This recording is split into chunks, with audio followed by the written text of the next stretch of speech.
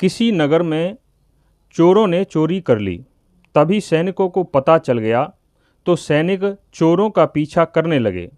चोर भागते भागते एक आश्रम में जा पहुँचे। जल्दी जल्दी चोरी का सारा माल आश्रम में रख दिया।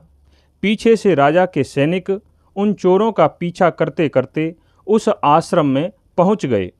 वह आश्रम मांडव्य ऋषि का था। मांडव्य ऋषि कई दिनों से मौन व्रत धारण किए हुए खड़े होकर तपस्या कर रहे थे। सैनिकों ने ऋषि से चोरों के बारे में पूछा तो ऋषि ने कुछ बोला ही नहीं। तभी सैनिकों ने चोरों को देख लिया। फिर जहां चोरी का माल छिपाया था उसे भी ढूंढ लिया। अब तो सैनिकों को पूरा शक हो गया कि इन चोरों का सरदार यह ऋषि के वेश में है। वे सैनिक चोरों के साथ मांडव्य ऋषि को भी पकड़ ले गए। राजा के दरबार में उन चोरों को और मांडव्य ऋषि को ले जाया गया। ऋषि अभी भी मौन व्रत धारण किए हुए थे।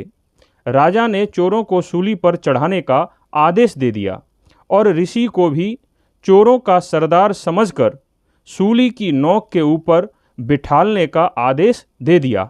सैनिकों ने ऐसा ही किया। कुछ दिनों के बाद सूली पर चढ़े चढ़े चोर तो मर गए, लेकिन ऋषि को कुछ नहीं हुआ। बिना पानी और भोजन किए भी मांडव्य ऋषि पूरी तरह ठीक थे। यह बात राजा तक पहुंची। राजा को संदेह हुआ कि कहीं चोर के बदले किसी श्रेष्ठ ऋषि को तो सूली पर नहीं चढ़ा दिया। अब तो राजा यह बात सुनकर बहुत भयभीत होने लगा कि कहीं वह ऋषि शाप न दे दें।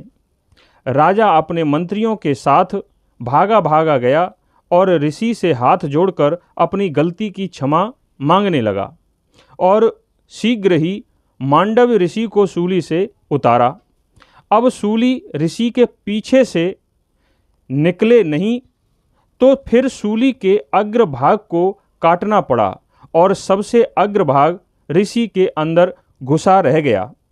लेकिन ऋषि ने राजा से कुछ नहीं कहा और वहाँ से चले गए। फिर कई वर्षों की कठोर तपस्या करने के बाद जब वह स्वर्गलोक पहुँचे तो सीधे धर्मराज के पास गए और उस कारण को पूछा जिसके कारण ऋषि को बिना चोरी किए ही चोरी की सजा मिली। तब धर्मराज ने ऋषि को बताया कि जब मांडव्य ऋषि बालक थे उस समय एक तितली की पूंछ की तरफ से सींक घुसा दी थी और वह सींक घुसी हुई छोड़ दी थी, इसलिए तुम्हें सूली के ऊपर बिठालने की सजा मिली थी। इतना सुनकर मांडव्य ऋषि को क्रोध आ गया और धर्मराज को शाप दे दिया कि तुम्हें मृत्युलोक में जाकर जन्म लेना होगा, यही मेरा शाप है।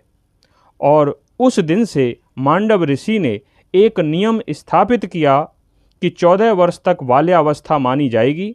14 वर्ष तक किया गया कोई अधर्मपूर्ण कार्य का पाप नहीं लगेगा। आगे चलकर मांडव्य ऋषि के शाप के कारण धर्मराज ही विदुर के रूप में जन्मे थे।